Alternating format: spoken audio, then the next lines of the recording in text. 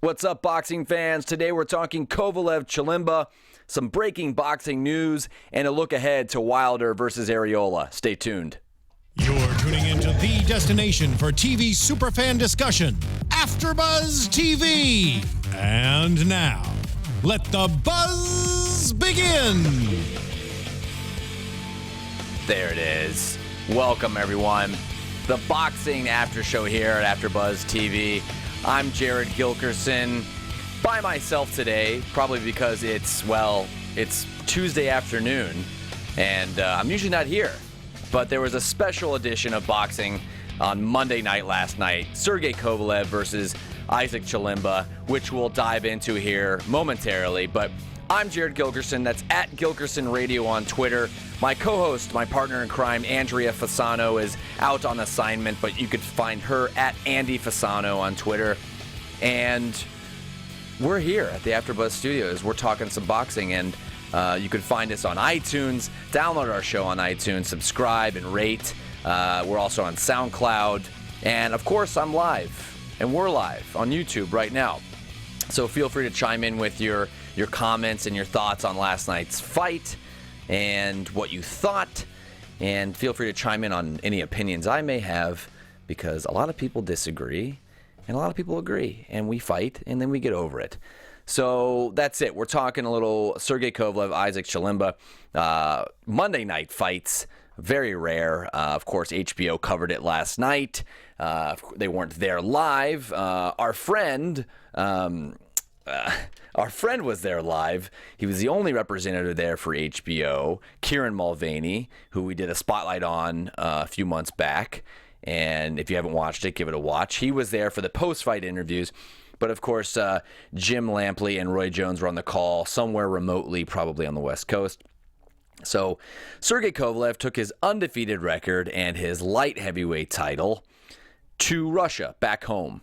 At the same arena he hasn't fought in since tragic events years ago where he fought, I'll get the fighter's name, but the fighter actually passed away a few days afterwards.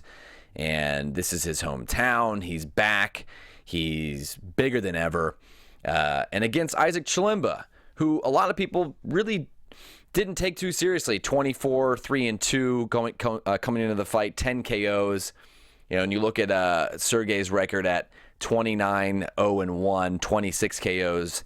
All the predictions that we were hearing were, Kovalev 4, Kovalev 5.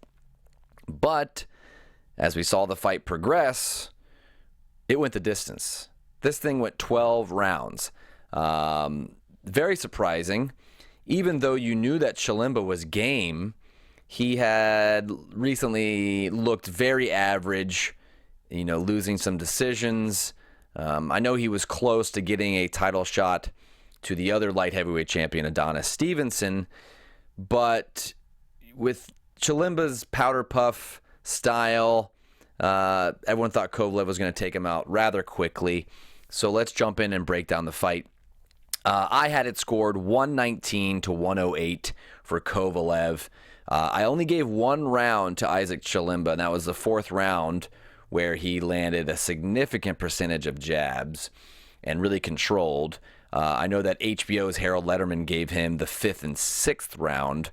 So I think the closest you could have this fight is what one of the judges had it. One of the judges had it 116-111. The other two were 117-110 and 118-109. Have you ever been in the middle of scoring a fight? Because I know a lot of the fans that watch us like to score. And I do this, and I start scoring the fight, and I think, man, Chilemba's really looks sharp. I mean, he's snapping Kovalev's head back with the jab. He's avoiding Kovalev's power shots. It looks like, he should be winning more rounds, right? Should I be scoring more rounds for Isaac? And all it takes is Kovalev to land a few of his jabs, and one Kovalev jab, in my opinion, was worth two or three of Chilemba's while scoring. Not to mention that Kovalev was the come-forward fighter. Chilemba was on his back foot. I don't think Chilemba could have fought any better. It was good that he didn't come forward. I think that the reason that Chilemba won 3 or possibly 4 rounds max was because he was backing up and could get that jab off and occasionally an uppercut through there. He was a sneaky fighter, and I really think he tricked Kovalev. He confused him a bit. But we found out later on this was a little bit of a combination of Kovalev trying to impress his family, trying to impress his friends in his hometown. He even admitted at the end of the fight that, he was a bit nervous coming in because he was back home. And you also had a little bit of Buster Douglas in here. Buster Douglas, of course, knocked out Mike Tyson. No one gave him a chance. But you had that Chilemba at the end of the fight said he gave everything for this fight. He put everything into it. And you could see that. This was probably Isaac Chilemba's best fight. No one goes the distance with Kovalev unless you're Bernard Hopkins. And Chilemba did exactly what Bernard Hopkins did. He got knocked down early in the fight and went the distance. And that's pretty impressive.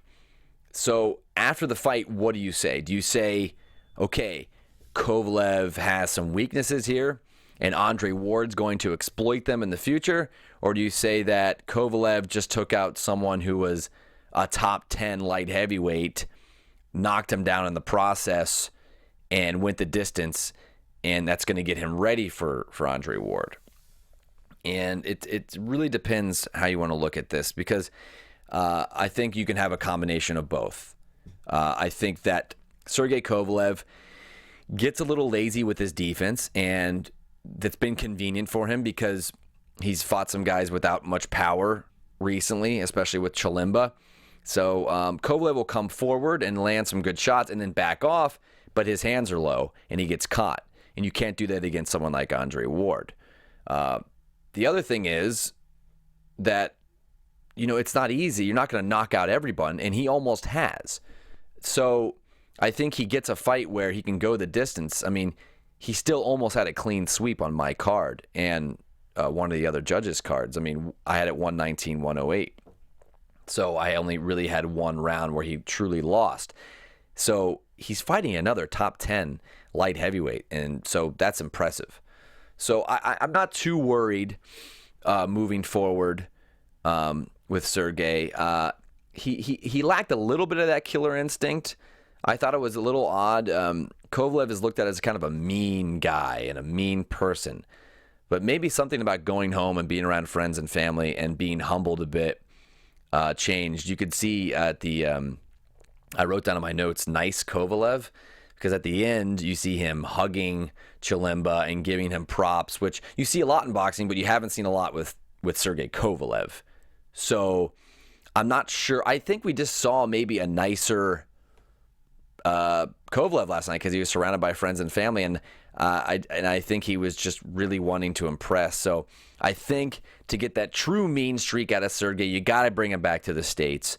So moving forward, we look ahead for what is next for Sergey Kovalev. Well, we know the fight with Andre Ward is on for November of this year, and it's one of the biggest fights to be made this year. Maybe the biggest, depending on who you talk to, because you just don't know who to pick. It's a 50-50 fight. So unless Alexander Brand ruins the fight and upsets Andre Ward in August, then we're going to see the two best, in my opinion, and many others, even know that Ward doesn't have a belt, the two best light heavyweights in the world right now will be facing off in November, and it's going to be a lot of fun. So what do we take away? Kovalev went the distance with Chilemba.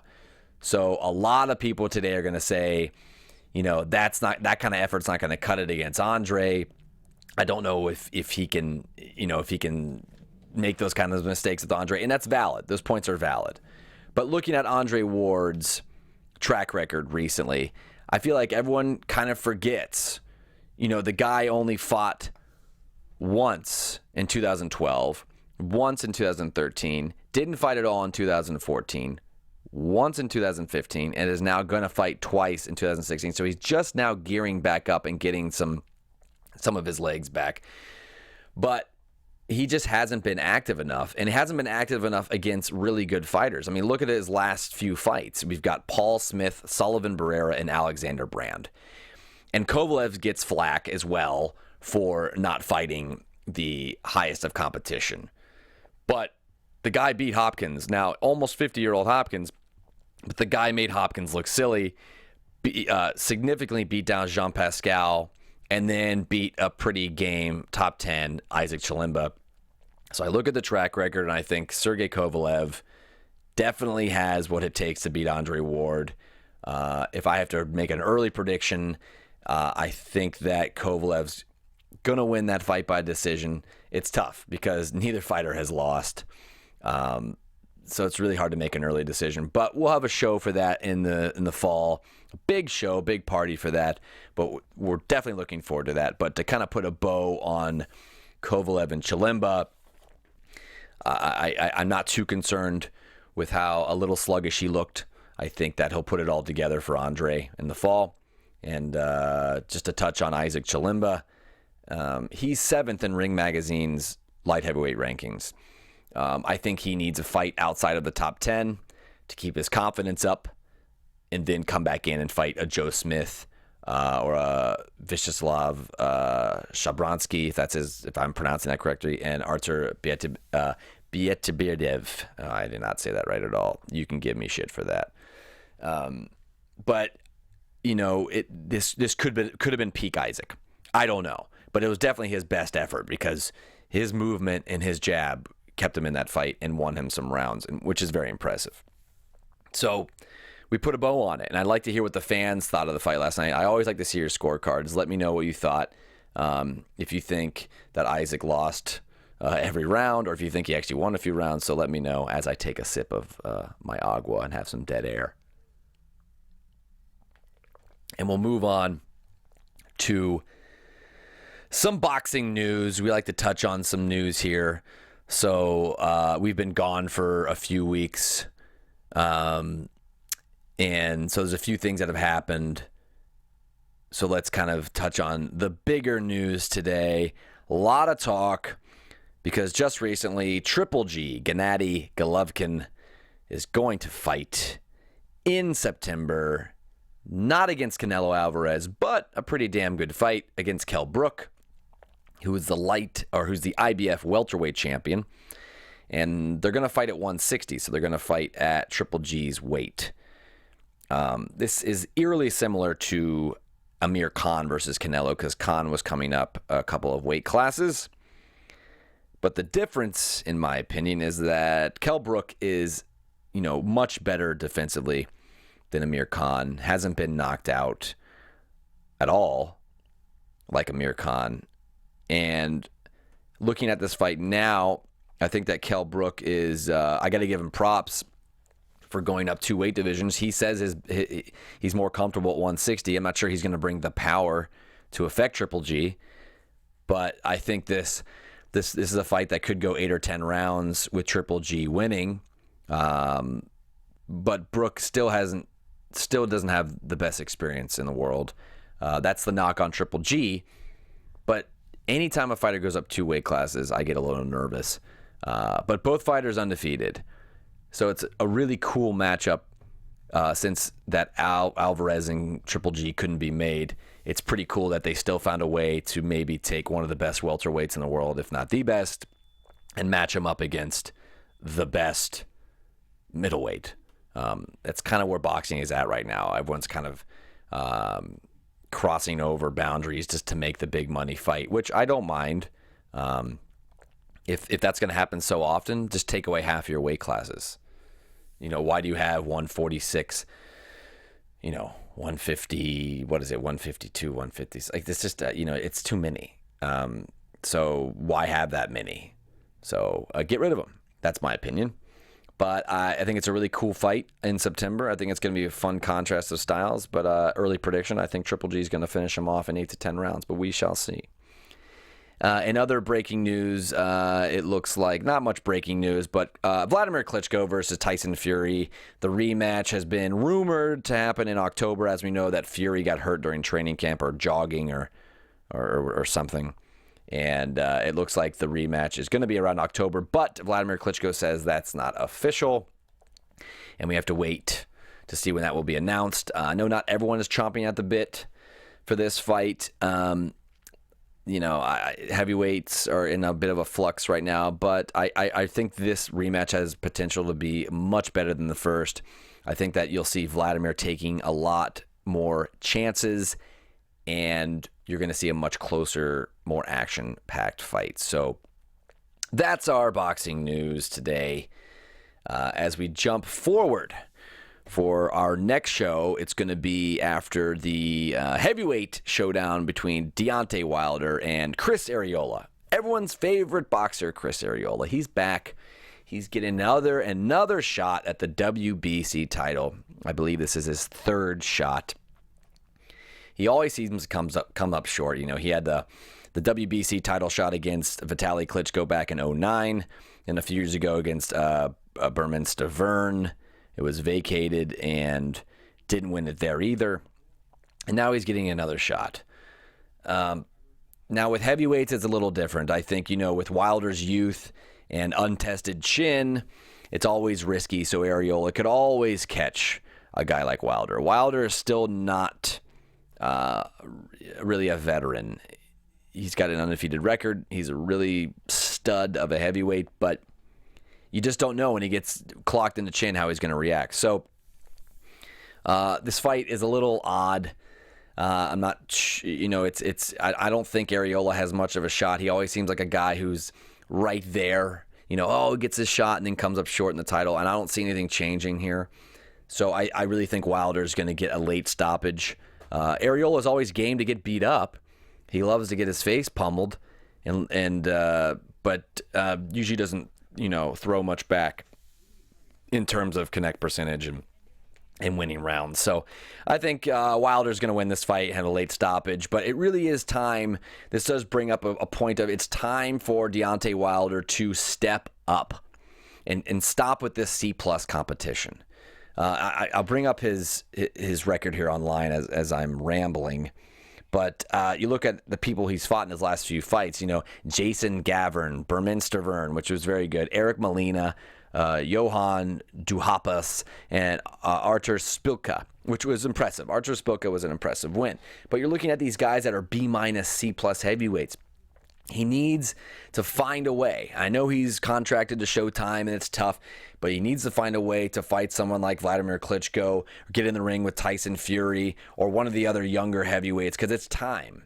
It's time for Deontay Wilder to step up. The guy is, he'll be 31 in the fall. He's 36-0. He's got plenty of experience, but it's time to show off and let this guy free. So let's let loose the heavyweights. I mean, look at all the lower weight classes. They're all fighting each other and mixing up, but the heavyweights are kind of in this dead period. Everyone was frustrated when Klitschko was running through everyone, and now Klitschko's not running through everyone, and we still don't have clarity. So let's get a little bit of clarity. Hopefully Deontay can run over Arreola, and then we'll have 4 or 5 top guys that can all fight each other. Let's bring back the 90s. Let's bring back Bo and Holyfield and Tyson and Lewis and all these guys that did fight each other. Let's bring it back.